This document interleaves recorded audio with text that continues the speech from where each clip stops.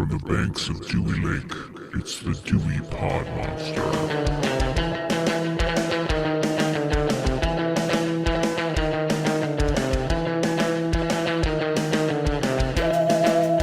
Welcome back. My name is John, and this is the Dewey Pod Monster Podcast. This is your weekly podcast about consumption and sometimes other things. Who knows what we'll get to this week. With me this week, as always, is the authority on mass-produced Michigan beer and calendar beers that come out of shittily made boxes.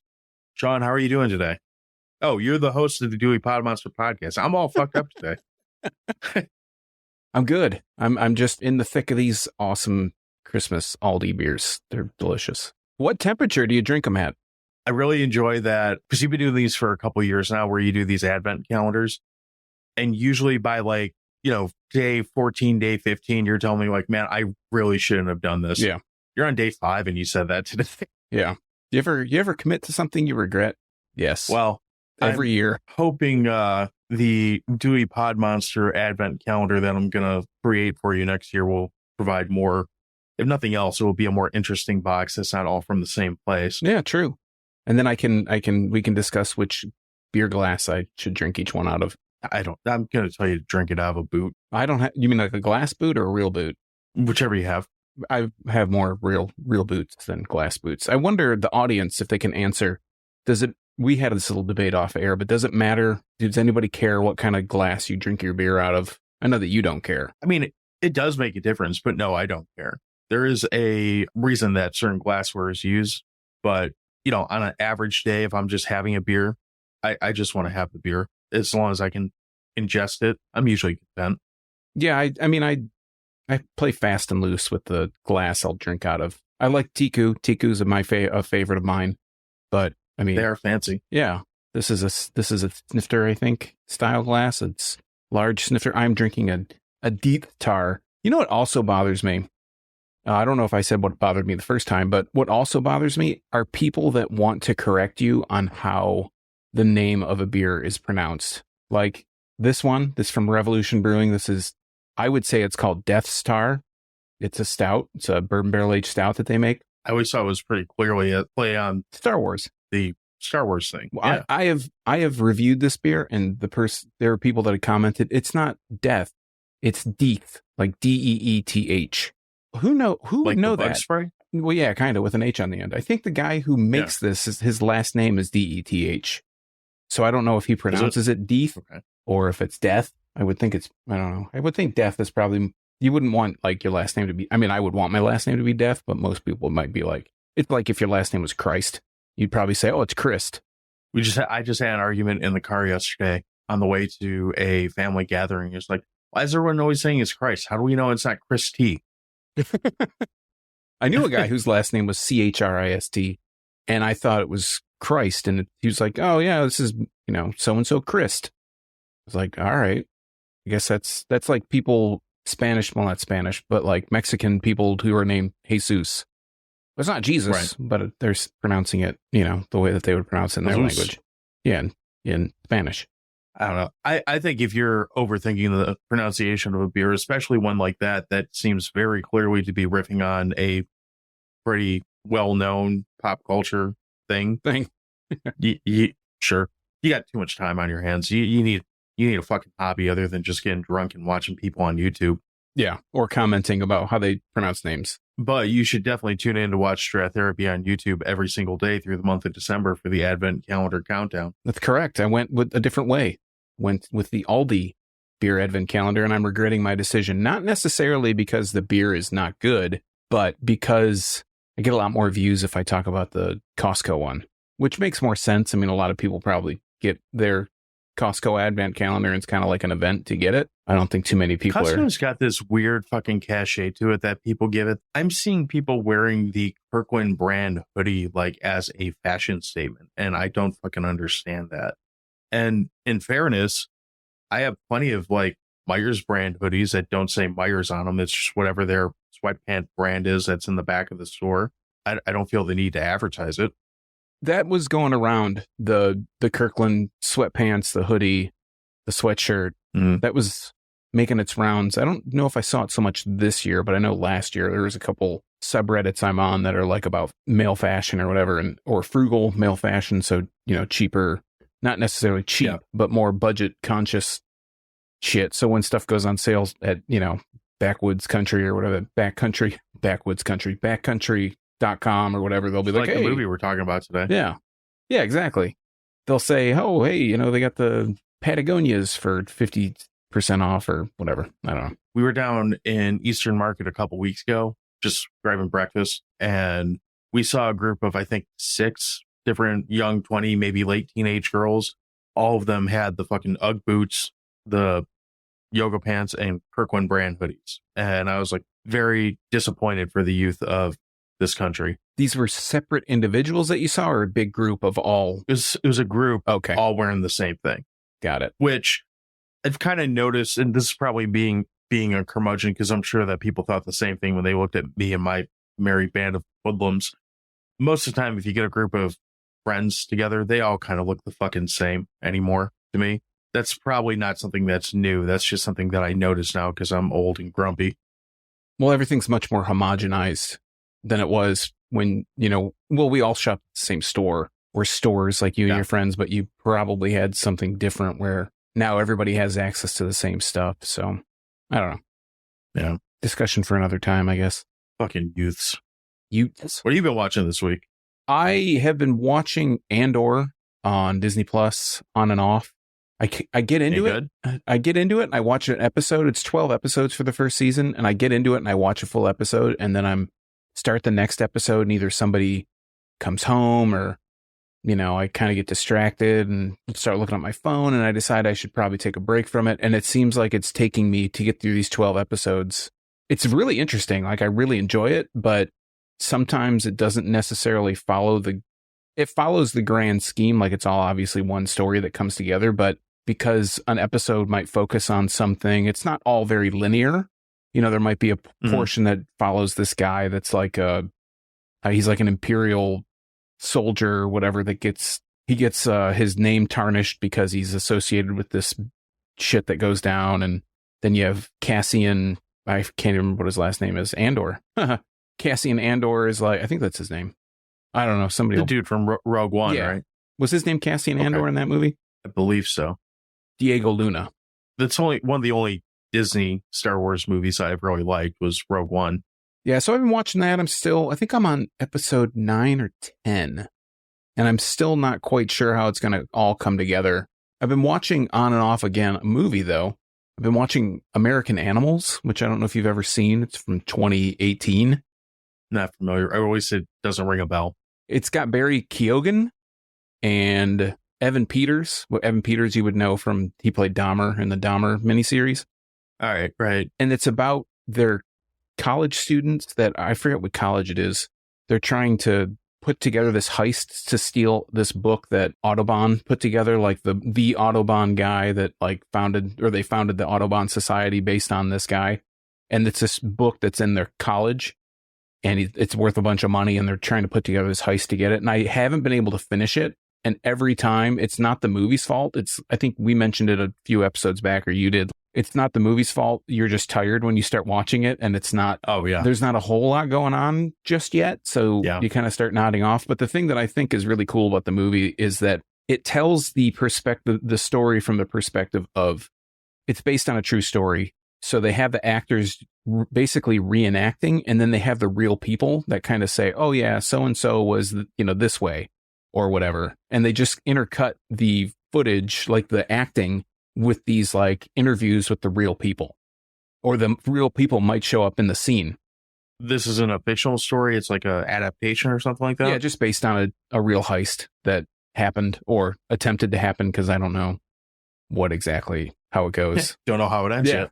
So. The first part of the movie, they're showing how they try to disguise themselves as older people. So they'll put like Elmer's glue on their face, and they'll like scrunch up their face and use a hairdryer so it starts to look like wrinkles on their face. And it's interesting. I don't feel like that would work that well. It seemed like it did a little bit. Maybe I'm not explaining it well enough, but it's interesting. I just haven't been able to make it through yet. I got to start earlier. How about you? I mean, aside from the topic that we had, after watching that, I kind of went into a rabbit hole of really shitty movies just to try to cleanse my palate. So I'd been diving into the shit that's on Tubi, and it seems to be a running theme of stripper zombie movies this week. I actually put 3 down, for better or worse, mostly for worse, in descending order as far as the ones the worst one to the best one. Horror Mills for Zombies is absolutely fucking terrible. The title is not done justice at all. I don't even remember what the line was that I do remember now. The only like saving grace it has is in like literally the second line of the movie is you hear a very, we'll call him a trailer park like individual say, "Holy shit, them are dead tits." And it's just downhill from there. Which, how could you get any better than that? Well, you definitely can't, at least not in this movie. But half the movie is just unflattering topless women eating what looks like turkey legs, like you would get from like a Renaissance fair, but somehow dressed up to look like human, but not really. Human turkey legs? Well, human legs aren't the size of turkey legs, so kind of figure it out. So maybe they're infants. I think at one point they actually add like, maybe they're infant legs. I think at one point they actually add like a paper towel tube at the end of the turkey leg and just have her hold on to that or something. It's pretty bad. And then I landed on Zombie Strippers, which is, it's a movie. It's got, Robert Englund and Jenna Jameson in it when she was still, at the height of her power, I guess. It's just not a very good movie. It's one of those mid to early 2000s movies, something like that, where the effects are bad. They're still going for that low budget look, but they're trying to do it with computers, and it just really didn't land. But it's kind of the same thing. It's a bunch of half naked women running around chewing on chunks of things, and they're calling it a zombie movie.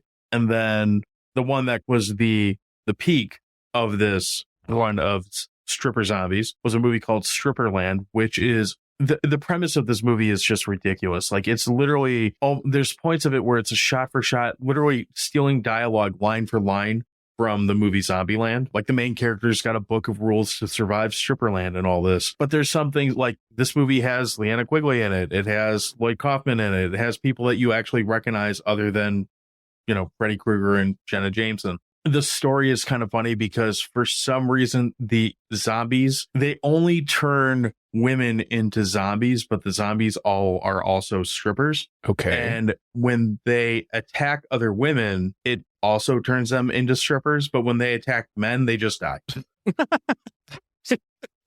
Yeah. They don't turn into men strippers. So, it's kind of a missed opportunity. Yeah, a little bit. But the logic in it is just so fucking dumb. And it's the dialogue in it gets worse as it goes on. And as it goes on, it also steals lines from Shaun of the Dead. It steals lines from, it says something like, when there's no more poles in hell, the strippers will walk the earth. I'm like, really? That's where we're going with these quotes? This is the best you can do? We're going to just stripperize Dawn of the Dead? Okay, whatever. I mean, like I said, it's one of those movies that, I want to say that movie was also like early 2000s, but it's one of those, they only had like $500 to shoot this, and they still somehow got Lloyd Kaufman and Leanna Quigley to show up for a day. But you're moderately entertained with the idiocy that you're seeing on screen. $240 a piece. Yeah, pretty much. So Lloyd Kaufman donated his services for free, probably. Well, that doesn't sound like Lloyd Kaufman, but maybe. Fan of the show, Lloyd Kaufman. Of course. You know what I think? Yeah. Mentioning this, I think what we should do for March, and the only reason I say March is because crummy movie March. And we kind of run the gamut here. We don't necessarily talk about always great movies or always bad movies, but there's so much unmined potential for really awful movies that we could watch and talk about. I think for a month, we should just watch trash tier, like Z-grade movies and talk about them. I'm 100% on board for that, as long as we keep it to a month, unlike Horrorween, where we did 2 months, and by the end of it, we were both like, anything. By the time else? We were like, please, can we watch My Southern Family Christmas? Yeah, exactly. Just what we were waiting for. Yeah. But I mean, aside from that, I caught up on Hard Knocks, which is still pretty boring right now. Yeah, same. Yep. I don't think there was much of anything else I watched. I've been doing a lot of other like errands and, stuff outside of the house, which 'tis the season, I suppose. I've been watching, I don't know if I've talked about this before. I feel like I talked about it last week or last time we recorded, but I've been watching a lot of Grand Designs. Did I talk about that before? It's like a BBC show. It's a UK show, and they have a New Zealand version, and they have other versions from around the globe. But it's like people who are designing, they're not necessarily designing, but they're building a house based on someone's design. And it's always these really lofty designs. And they take these episodes can run like multi-years. You know, they might start building in 2018 and they didn't finish until 2022 or something. So the shows take a long time to develop. There's only like 10 episodes a season, but I'm not like a big architecture guy. I mean, I do appreciate architecture, but you get to see these houses, like the roadblocks that these people, you see them at the beginning and they talk about the house they're going to build, and they do like a little, the host, he'll show like a little 3D model with all the rooms all, you know, decked out and stuff. And then they'll talk to the people and they'll say, well, like, what's your schedule? Like, what's your timetable, basically? What's your budget? And then they'll follow them along and they'll see all the things that don't work and some of the things that do work. And a lot of the people are regular professional people that maybe don't have any kind of building experience, but they are going to be the project manager, for example, and they're still going to do their day job. And you get to see all the things that they run into. Like most people, they'll either tear down a house and they'll build it from scratch, or they'll renovate some old, you know, it's the UK. So there's a lot of houses, or a lot of like farmhouses that are centuries old, and they're going to recondition this house to be this other thing. And it's just this, I want to say it's either it's on Freevee, which is the old, I think we said it was the old IMDb TV. They have just a channel that runs, they'll only play like 3 episodes a day, but they'll play them all day. And the next day they'll play 3 more, and they're from any season. So they can be like from 1996 and then like. So it's hard to keep track? Well, each show is self-contained. And there are episodes where they'll go back and talk to somebody that's been building their house. You know, they'll revisit something because maybe they didn't finish it in the time. There was one episode where I was just watched from last season that it went from, I think they started in 2016. And by 2020, when they had to actually air the episode, it was like they ran out of money. They didn't know if they were going to be able to keep it, you know, and then they revisit them in 2022 and see how it's going. It's a really interesting show, and you just get to see all the things that could possibly go wrong from these really lofty ideas. Like people will build out of a drainage reservoir. They build a house an underground house out of that. Or, you know, you could see what could possibly go wrong. Yeah. You could expect to see somebody buy like a missile silo and they build a house in it. I don't know if that's ever happened, but just stuff like that. Mm-hmm. You see the different ways they design houses in the UK, like the cladding, you know, the siding is like charred wood and all this stuff compared to how we do it here. It sounds like a show that would be, it almost seems like something if you're just channel surfing or whatever, you would almost skip over it. Mm-hmm. But if you like land on it, once you're like hooked, you're just like rabbit hole done. Like that's how I got into that stupid Fortune Fire show. Oh, where they make the knives and stuff. Yeah, like one day I sat there for like maybe 30 minutes out of an hour show, and by that time I'm like, well, no, I got to see how they fucking finish this dumb stuff. How they pull it out. Yeah, and before I know it, I'm like 8 seasons in. I'm like, whoa, looking forward to the next knife challenge or whatever. Yeah, you know? Yeah. I started watching that show at the beginning of the pandemic, and from hearing about it on a podcast, actually, and then Fortune Fire. No, the other one, Grand Designs, and just kind of like. Then I couldn't get enough of it, and then I started watching the New Zealand one, and I've watched like several seasons of that now, and it's every year when the new season comes out. Like I didn't know if they're going to continue to do it, so when I see a new season come out, it's like, oh, cool, another 8 to 10 episodes of Grand Designs, you know, that I can watch from whatever country it's coming out in. Well, on that note, let me ask you this before we get into this topic. So I'm actually thoroughly surprised that of all the Bruce Campbell movies, and there's plenty of them that fit the brand of this show or fit whatever we do on this podcast, that this is the movie that we're starting with on Bruce Campbell. I find that to be kind of entertaining. What's your opinion about Bruce Campbell? Oh, I have a really, I have like a love-hate kind of relationship with Bruce Campbell. Really? Well, I don't really hate him. I don't hate him. But the thing is like, oh, not. There are the end of the show. I know, with more marriage counseling. The thing with me, and I don't know if it's come out in the 30 plus episodes that we've done so far, but if someone, I feel like I have to bring up Cocaine Bear because it's a really good parallel to it. But the more it gets talked about, and the more that someone flies under the radar, well, the more popular they become, the less interested I can be, you know? I just had this conversation with someone about that show Wednesday today, and their point was exactly that. Like, it's so popular right now that I just don't give a shit. Yeah. And in the case of Wednesday, I had watched it before. Like, I just gunned it out quick because I knew it was going to be something where if I started hearing people talk about it, I'm not going to care. So I just sat through it and got it over with. But I almost always agree with you on that. And with me, Bruce Campbell is an actor where I think he's very talented. There, people fawn over him. The people that probably run in the circles that we run with, fawn over him so much that a lot of the times I'm just like, I don't care. I like some of the things he's in. For example, people love Bubba Hotep. I don't like that movie. And I think that Bruce Campbell, I think maybe because he almost always plays this kind of Elvis character or this Elvis kind of archetype. And when he was on Burn Notice on USA, that was like one of his kind of a resurgence of him. You know, he's older. I hated that show. Him as the character was fine. I just couldn't care less that he was on the show. So yeah.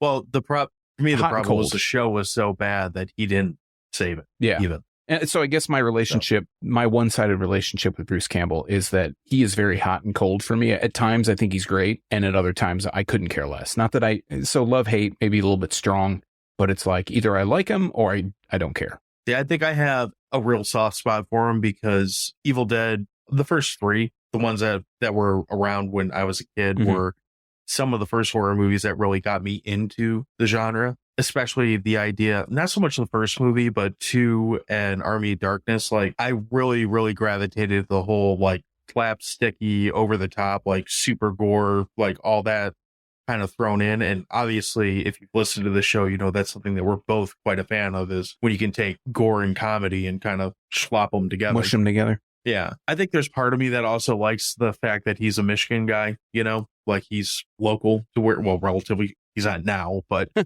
think he lives in I saw him walking down the Texas street or something like that the other day. I wouldn't be shocked if he did, honestly. Wouldn't be the most surprising thing to hear. But relatively speaking, local ties to where we're from in Michigan. So that always kind of made me root for him a little bit more. And I kind of like the fact that as far as, you know, he calls himself a B-movie actor. And I'd say he's more, at this point, more of a working actor. Like, he's not gonna, he probably could retire if he wanted to. I'm sure he makes plenty of money from, you know, a bunch of stuff that he's in. But he's somewhere between household name and just that that guy that happens to pop up in a bunch of stuff. And I kind of respect that. I could see a lot of people saying, oh, it's that guy. Yeah, exactly. I don't know what he's been in, but I recognize that guy. Yeah, or more likely, oh, he was in that Spider-Man movie, or he was in Burn Notice, some other thing that's, Burn Notice. That works. So going totally off of what, like, the type of acting that we just did, our topic for the day is Southern Fried Bruce Campbell, also known as the Hallmark movie,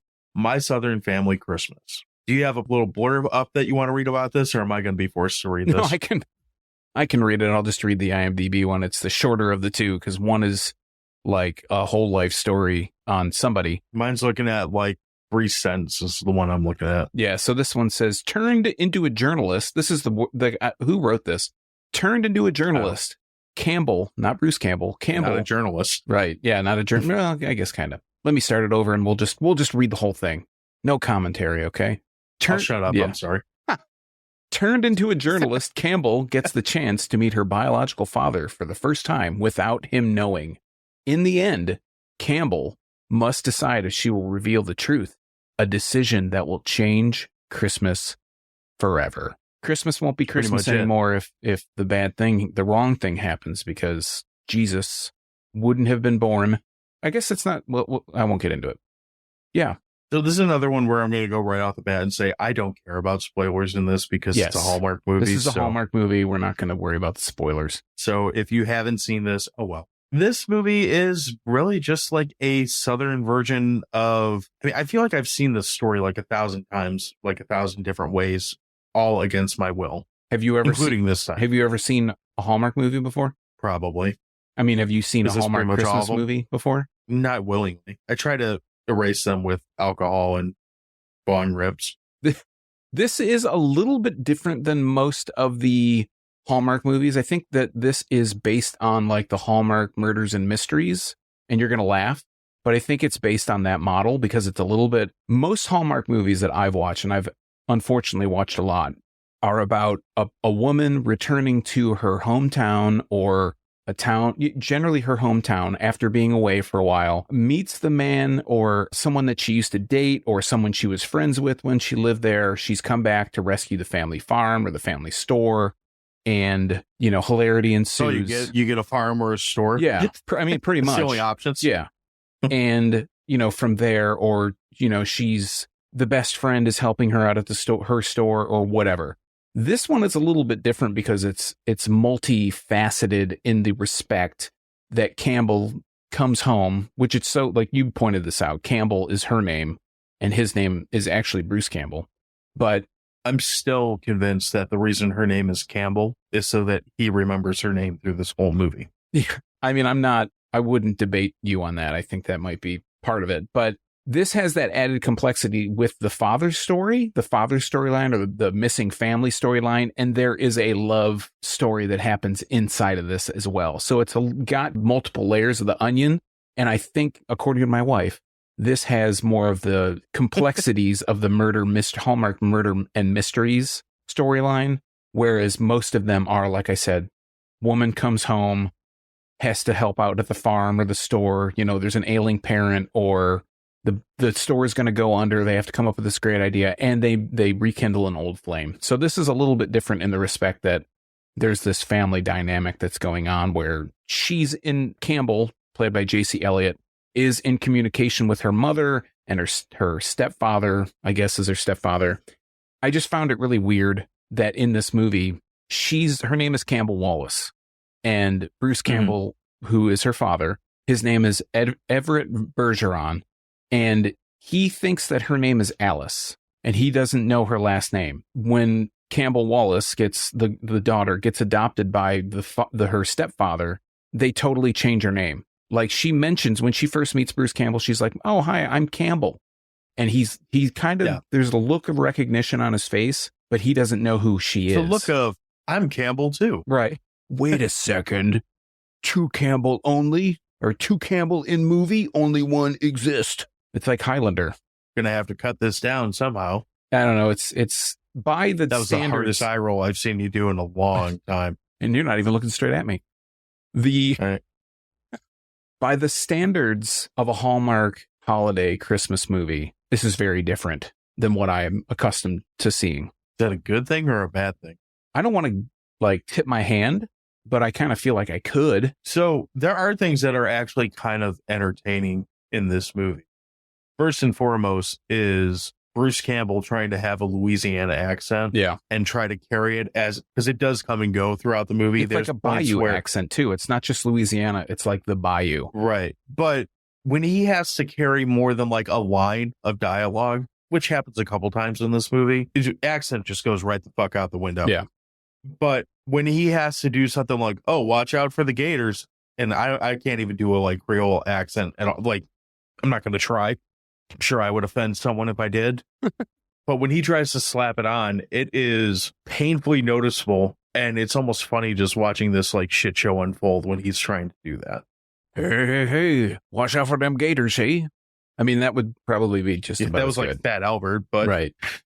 I guarantee this is Fat Albert. Right. Hey. Let's get into other things. Let's get into the story a little bit. There's like a Bayou Santa Claus or something in Père Noël, and I think Père Noël, it's like the town drunk spirit of Christmas or whatever. Well, is he drunk? He doesn't really get drunk in this movie. No, I think he has a beer or two, but I don't think he gets drunk. He has a dark past that they don't really get into much. But she comes back to come visit. She basically his daughter Campbell gets this whole phone call from Bruce Campbell. Jesus, are we going to call him Everett? What are we going to call him? Just Bruce Campbell? Call him Ash.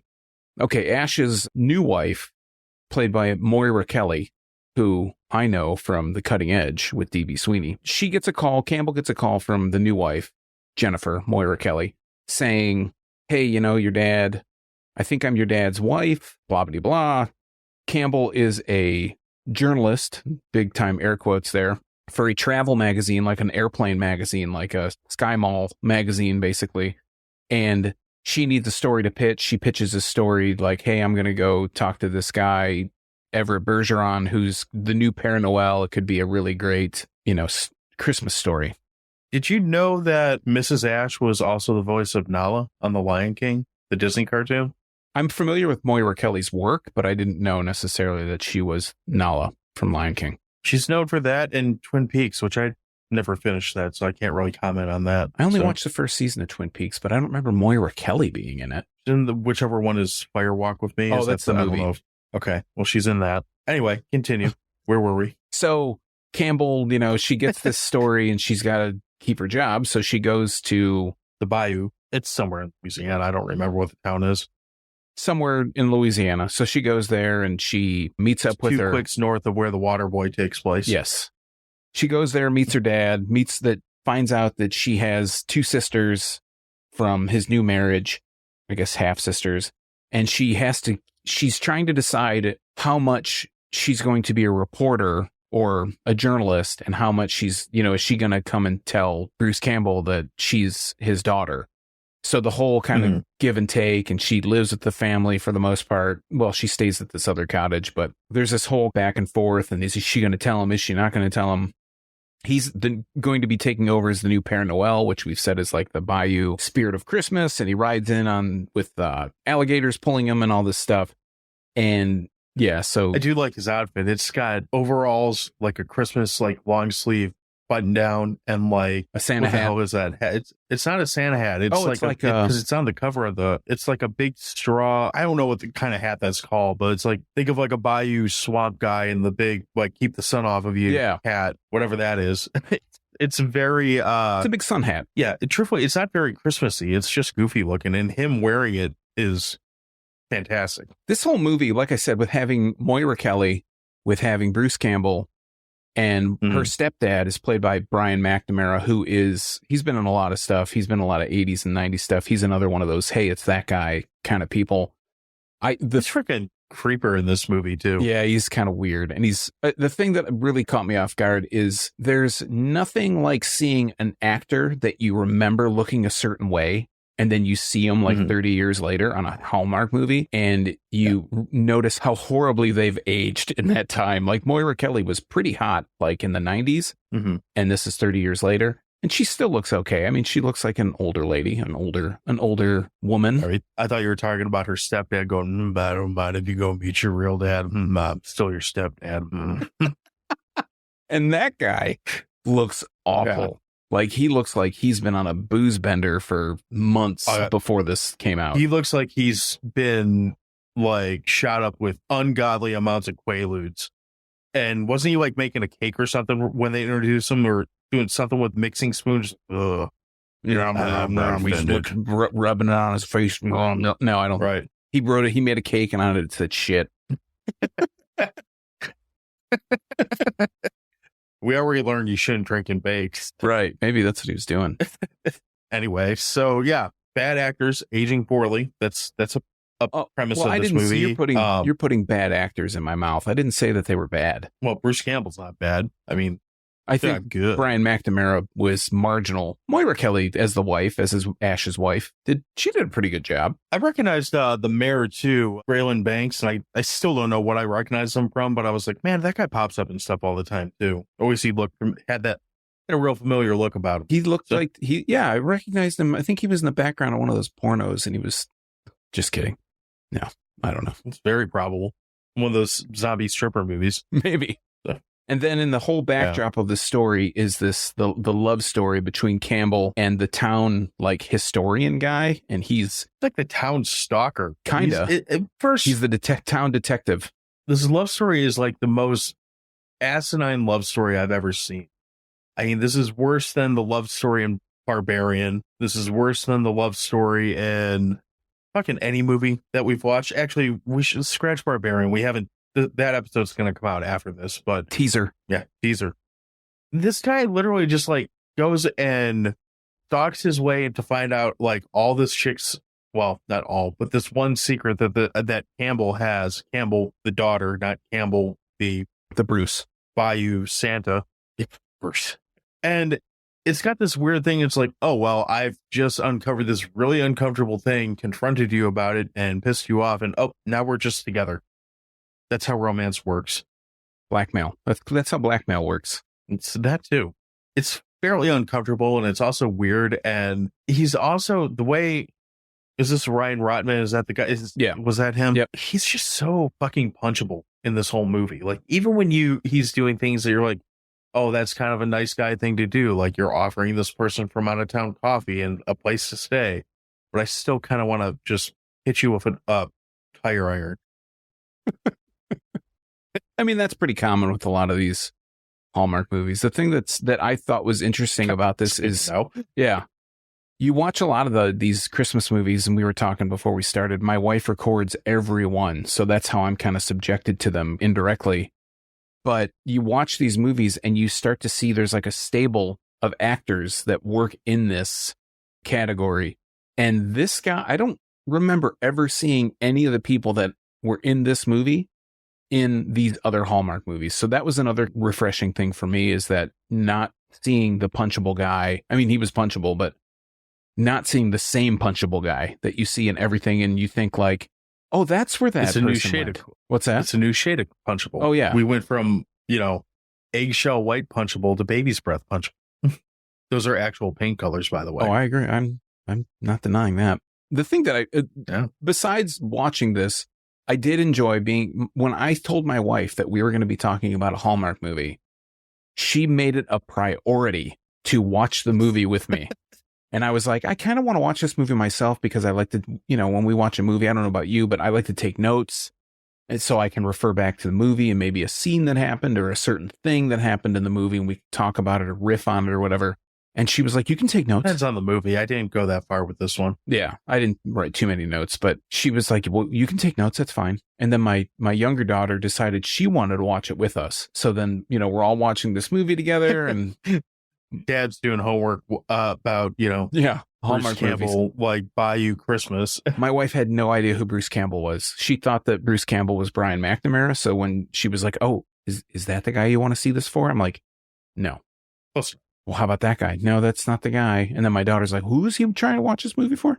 So we're watching it. The one thing that I noticed is Campbell carries around this camera, right? She's taking photographs. As a person that likes to take pictures and likes to use cameras and likes to have, cameras around, the thing that drove me crazy, Campbell never has a lens cap on the front of her camera. She raw dogs this camera all over town, never puts a lens cap on it. That thing could get scratched. She also never has a light. Yeah, there's never any flash. Takes pictures in any kind of light. Flashes would have at least been some kind of novice explanation, but like anyone who's doing professional photography, because she's a writer or journalist, that's what they call her. Sure. Yep. You're going to have like at minimum, you're going to have one of those fucking ring lights that you can carry around to try to put decent lighting on whatever you're trying to take a picture of. Because, I mean, they're showing them like walking around the bayou in the dark.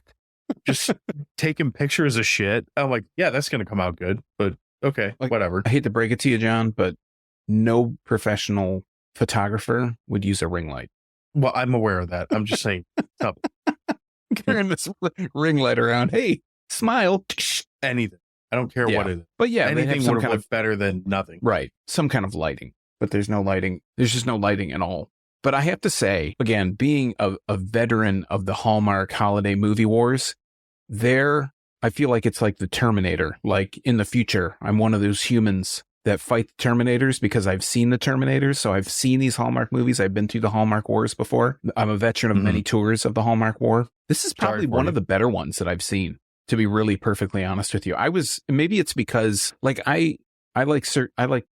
we've talked about it a few times in the past. I like Degrassi. I like Degrassi Junior High. I like the new Degrassi, The Next Generation. Aside from... Is that the Kevin Smith one? Well, it's like I think it's the one that Drake's from. The Next Generation's the one that Drake's from. Aside from some of the movies that have some like Degrassi, The Next Generation actors in it, I generally like these kind of movies when I can at least recognize a person, like one of the actors being in something else. Like, oh, I've seen you in a Burger King commercial. I'm going to instantly like this more because I can put your your face to like a person or something, and a hamburger. Yeah, you can like relate to the hamburger, right? Because this person was in Burger King commercial and now they're in this thing. But maybe, I don't know if it's because Bruce Campbell was in this that I enjoyed this movie so much, or not so much. I mean, it's not perfection, but more than I was expecting to enjoy it, I guess, is probably the way I should preface it. I don't know if it was because of Bruce Campbell or if it was just an actually like decent one of these kinds of movies. And most of them are like trash fires that I don't know. It's just something about it. And maybe it was my wife wanting to watch it with me, or maybe it was my kid wanting to watch it. Something about this movie. And I think the story, like I said, because it goes a little bit different than the love triangle that all these movies generally have, I just enjoyed it a little bit more than I probably should have. I mean, so pulling back the curtain, I do not watch very many Hallmark movies. This is not my normal go-to thing. In fact, when it comes to Christmas movies, I don't watch a bunch of Hallmark movies for the holidays either. However, for what this movie is, the story's not perfect. It's certainly got a share of like stupidity to it, but it's not unwatchable. It's not going to make you antsy or annoyed or question the logic of everything in it, other than maybe the stalker boyfriend who shows up. It's certainly made for like a very niche audience, different niche than what we usually talk about on this podcast, but niche nonetheless. But it's a watchable movie. It's fine for what it is. It's just, it doesn't really, and maybe it's not supposed to. It doesn't like push any boundary. It doesn't really, It's just safe. Yeah. It's safe. It's relatively non-offensive aside from maybe the Bruce Campbell's Alabama, Louisiana accent, whatever he's doing. Well, it's probably not offensive. It's just goofy. Yeah. There's moments of comedy in it, and it's very much so like primetime PG TV comedy. Is it something that I have any desire to ever watch again in my life? No, I don't. But what is this, like an hour and a half long, probably? Something like that?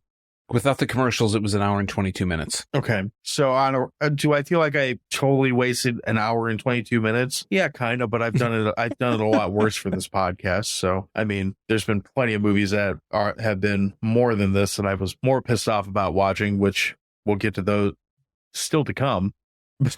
Not today, but still to come. Let me ask you. What this was. Let me ask you, did this movie feel like homework to you? If I was in more of a Christmas mood when I watched it, I would say no. It felt like homework because I wasn't really in the mood to watch a Christmas movie when I did watch it. So that's the only reason why. But if we did this, like, say on December 20th, like a little closer to the holiday, because I do go through a little bit of a period for a couple weeks where, you want to be festive and watch Christmas stuff. I don't think I would feel like it's as much of a homework assignment as I did on this one, if that makes any sense. Yeah. You have to be in the mood for it, or else it can start to feel like a bit of a slog. Yeah, and that's harder with Christmas movies than pretty much any other genre, because it's got to be the right time of year. It helps if it's the right kind of, it's just a whole the ambience has to be there. The ambiance. So, right. I will say what I think would have made this movie, and like I would have gave it 11 out of 10 hot dogs if this would have happened. There's a part at the end where, Campbell, the throwaway child, is getting ready. She's like on the fence about telling her, Campbell the Bruce. I think that's what we're going to have to call him, Campbell the Bruce, going forward. So she's getting ready to tell him that, he's her bastard, basically. And he's doing all this Para-Noel stuff, and he's running around, and you see that he's actually out of frame for most of this scene. And he's going to make his big entrances like Bayou Santa or whatever. Yeah. And they like these big garbage piles, basically. They're not really garbage, but I'm going to call them that. And they're showing this like river where earlier in the movie they were teasing about like, don't go in there, there's gators in there, they'll get you or whatever. I would have laughed my ass off if a gator just went and bit the shit out of Bruce Campbell and tore him apart right there, like in the middle of the Christmas celebration. Turns into a Christmas horror movie just on the spot. Just right there, just the sea runs festively red with Bruce Campbell the Bruce's blood, Para-Noel. That's what you get when you light those effigies for Para-Noel. Yeah. And then the moral of the story is don't hold things in. You say your piece so that you don't go to your grave with your father being eaten by an alligator, not knowing that he's your dad. That's right. He didn't know. So you kind of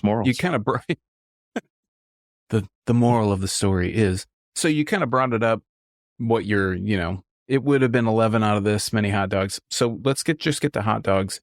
What do you rate What's your hot dog rating for this? Honestly, it's kind of the same thing that I just said about the movie. It's just kind of right down home plate, safe, inoffensive, that kind of Christmas movie. Because I would have liked a little bit more humor in it. I'd probably go 4.5 hot dogs out of 10 Campbell the Bruce dogs. It's not, like I said, it's not something I want to go back to. It's not going to work its way into the rotation of movies that you watch every year around the holidays, but I'm not mad that I watched it. It's certainly not offensive. I know that score sounds lower than what I'm saying with it.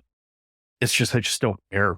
And I can't give it much more than like a 5, 4.5, 5, that area if I don't care about it. I get that. So I have 2 different ratings, and I don't do this, and I think I brought it up once before. I'm going to give it a 7. Now, don't get your jump to conclusion man out yet. I'm going to give it a 7 out of 11 hot dogs for this type of movie compared against all the other Hallmark movies that I've watched. Mm-hmm.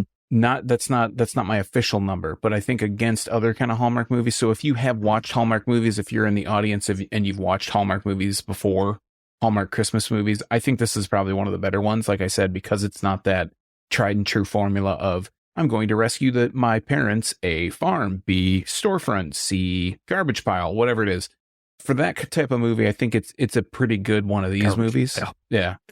I think it's a pretty good one of those movies based on what it is. Now, alone, like I think on its own for this kind of rating, I'd give it a 6. I give it 6 hot dogs out of 11 swamp hats because, like you said, it's not something I'm necessarily going to want to go back and watch. Like, I wouldn't watch it on my free time. I probably wouldn't have watched this at all if this isn't something that we kind of wanted to do as a bit of a goof after doing all these crazy psychopathic movies. This episode is following Terrifier, which was probably the biggest reason that we did this, because I found it really humorous that we took a movie like Terrifier and followed it with a Hallmark Christmas movie. Yeah. I think it works well. And Sean didn't stop me. Right. Yeah. I didn't give any objection because, give a reason to watch a Hallmark movie because secretly I'm craving them. You chuckled. So I did. That's usually a sign of approval. Oh, he laughed a little bit. I guess it's a good one. But yeah, I think that it's not something I'm going to go back to, but I thought all the performances were fine. I thought the movie was fine. The message was fine. It's a little heartwarming, especially because Campbell the Bruce has this kid, when you're a father, things kind of strike you a little bit differently than it would if you're just if I was a teenager, I would have left. Degenerate, 40-year-old man that doesn't have kids. Yeah, that or John has his hand up. But when you're younger and you don't have certain perspectives on things are a little bit funnier. You can make fun of it a lot better. And believe me, I could have sat and watched this movie and just endlessly made fun of a lot of things about this movie and most Hallmark movies. But I think they have the formula down, the algorithm is down, so they know how to pull on your heartstrings a little bit with some of these movies. And this one had a lot of little heartwarming things. The Campbell, not the Bruce, meets her sisters that she didn't know anything about. Her dad really is this good guy. It's just he's a victim of circumstance where he didn't go try and find her when she was a little kid. And then through eavesdropping, she finds out that he actually did go and try to find her, but they changed her name and, the family changed their name and he just wasn't able to keep up with them. And he writes all these letters, that he was going to send to her. And if he ever met her, he was going to give them to her. And that's a little heartwarming. I mean, that's, you got to be a pretty hard person not to find some kind of sentimental, emotion or attachment or something too. So, while I wouldn't watch this again, let's be perfectly honest, I'm probably never going to watch this movie again. If I had to pick, you got to watch a Hallmark movie. There are a hell of a lot more worse ones than this, and I'd probably pick to watch this. This is probably one of the better of the bunch. And again, I don't know if it's because it's Bruce Campbell and it's somebody that I know and someone that I do enjoy his work, even though it's not somebody that I give a shit too much about. Just something about it struck me a little bit. Not that I have a secret family or anything. Don't tell my wife. I just thought it was nice Homer whisper. Yeah, thank you. I just thought it was for what it was fine. I mean, 6 out of 10 isn't great, but I think against these types of movies, it would get a 7. I'm sorry, 6 out of 11. I just broke the fourth wall here. But I think against other types of movies, I would say 7 out of 11. Other types of Hallmark movies. Do you think because they show a picture of him, of Campbell the Bruce with Campbell the Knot? Yeah. They show it a couple times through the movie, but when she breaks the news to him, that's how she does it, is she shows the picture of him. Yeah. And he looks suspiciously like Bruce Campbell from The Evil Dead. Yeah. In that picture. What do you think the chances are that was a picture that was taken on one of the Evil Dead sets? Oh, I didn't even think of it. I didn't think of that. I thought you were going to say, and I don't know why you would say this, like, what do you think the chances are that that's an actual real picture of him holding some other baby? You know, because sometimes they take a picture. That would be ridiculous. Yeah, sure. You know, sometimes they take the picture and they Photoshop them like really poorly, and you're like, yeah, this looks awful. But I don't know. I didn't even think of that. That's interesting. That was kind of my thought with it. Just maybe, again, I can't tell you how many times I've watched those movies, but I mean, Bruce Campbell's kind of gone through some size fluctuation, as we all do, over his career. Yeah. And he's clearly like, God, he's at most, he's probably 25 in that picture. Yeah, he's young. Something like that. Yep. And I'm sure they could have just edited a photo to make him look 25 or just, God knows, like pulled his face off of one photo and slapped it onto another one. Yeah. But I do think they're aware of who Bruce Campbell is. They hired him to be in this fucking movie. I wouldn't be surprised if there's a little like nod to his face, I guess, if they just decided to put that in there as almost like a little Easter egg, like someone at Hallmark has a sense of humor. I doubt that very highly, but I guess it's a possibility. I also wanted to just say real quick, he was in this a lot more than I expected him to be. When you brought it up, oh, Bruce Campbell's in a Hallmark movie, I'm thinking like, oh, he's going to have a bit part. I guess this is his second Hallmark movie, actually. Oh, he's already been in one before? I don't know. I have no idea what the other one was, but I read something on it, just like you mentioned, trying to do homework for this to have a halfway decent conversation. I did do a little bit on it. There wasn't a whole lot there to be found on it, partially because this movie's only like 2 weeks old. One of the things I read on is like, his second Hallmark movie, blah, blah, blah, blah, blah. I'm like, oh, there was a first one. Okay. Well, I think the thing with these movies is actors that are not super, like they get pigeonholed into doing these movies. Like Dean Cain did a bunch of these. Lacey Chabert did a bunch of Hallmark movies. And I think the thing they like about it is actors, especially, the shoots are only like 2 weeks. They're very short shoots and they get like so much done. Well, it's like TV schedule. It's faster, faster than these are like hour and a half probably hour and a half. Right. But I'm saying TV schedule in the sense, like when you talk, what you always hear the difference between movie and TV is with movies, having been in so many myself, right? You know that it's about getting the shot and getting it right. And if you have to do it 2, 3, 4, 5, 600 times, whatever it is, that's what you're there to do. And it can take, you hear stories about movies taking like days to get one shot, and the shot's like 30 seconds, 3 seconds right. in the actual movie, something like that. Where with TV, it's okay, go do it. Unless you really fuck it up, we're moving on. And that makes sense. I mean, there's a TV channel that's making it's like, why would you spend 8 months shooting Louisiana Southern Fried Campbell the Bruce Christmas? Like that doesn't make any fucking sense. They're also cranking out like 40 of these every season. If you still have IMDb up, if you go through the pictures, like after you click on the poster, there's a really good shot of the swamp hat in there. Him holding up a beer and wearing the whole get up. There's a see him on the raft right here. Yeah. Oh yeah, there he is. I see it. Yep. We'll include that in the notes. Yeah. Oh yeah, that's gonna be all over because that's gonna be one of the promo pictures for the. No, it will be used. We are gonna come back with another Christmas episode next week. I did put like feelers out to see if there was anything that people wanted us to talk about. I got a response for some weird German movies. I don't know if that's where we want to go yet, but we'll come back with at least one more Christmas episode before the holiday. And then we'll get back to your regularly scheduled debauchery from there. So, yeah. Right? Correct? Yes. Anyway, end of the show stuff. Yeah. So follow us on anywhere that there's social media. We're at Dewey Pod Monster. We're all over the fucking place. Check out our site. It is crap.town. You can find this episode and all the previous episodes that we've done in the previous past. No other ones featuring Campbell the Bruce, but plenty of other ones featuring the likes of Tom Atkins and Art the Clown and whoever the fuck else we've talked about. Sean, what do you got going on? In the future past, you can find me at youtube.drafttherapy.com. Currently, in the present past, I am reviewing a bunch of beers from State of Brewing, a.k.a. Octopi Brewing, a.k.a. Untitled Art. I'm doing an advent calendar from Aldi, so you can check me out at youtube.drafttherapy.com to see what I think about these rather bland and traditional beers. You can also follow me on all the social networks by looking up Draft Therapy. I won't post anything there, but you can follow me and have the satisfaction of knowing that you've added a number to my number that already exists. He's going to be posting more stuff there, whether he's posting it or not. You'll see. So, anyway, I think that's all we got for this week. Have a great week. We'll talk to you soon, and cheers. Bye.